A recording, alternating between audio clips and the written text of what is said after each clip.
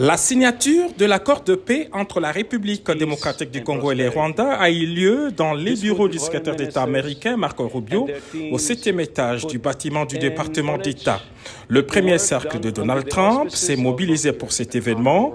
Le conseiller principal du président Trump pour l'Afrique, Massad Boulos, a assuré la modération, tandis que le patron de la diplomatie américaine, Marco Rubio, était assis au milieu de deux représentants de la RDC et du Rwanda.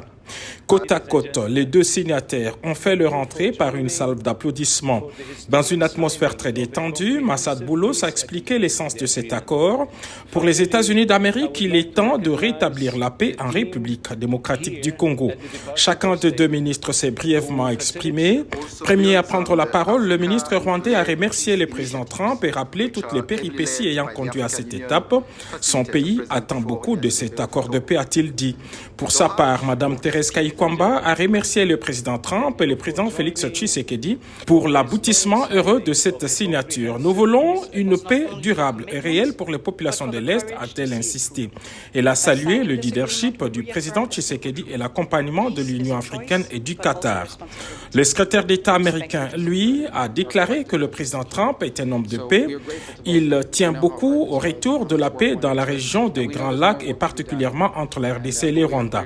Il veut poursuivre cette entreprise de pacification partout à travers le monde où il n'y a pas de paix. En présence de plusieurs personnalités américaines, des chefs de diplomatie du Qatar et du Togo, les deux ministres congolais et rwandais ont signé l'accord et ont partagé pour la première fois une poignée de main.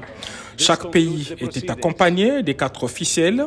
La délégation congolaise avait dans ses rangs le directeur des cabinets adjoints du chef de l'État chargé des questions des finances, André Wameso, l'ambassadeur itinérant du chef de l'État, Patrick Loabeya, les hauts représentants du chef de l'État, Sumbu Sita Mambu, et le général-major Augustin Mamba.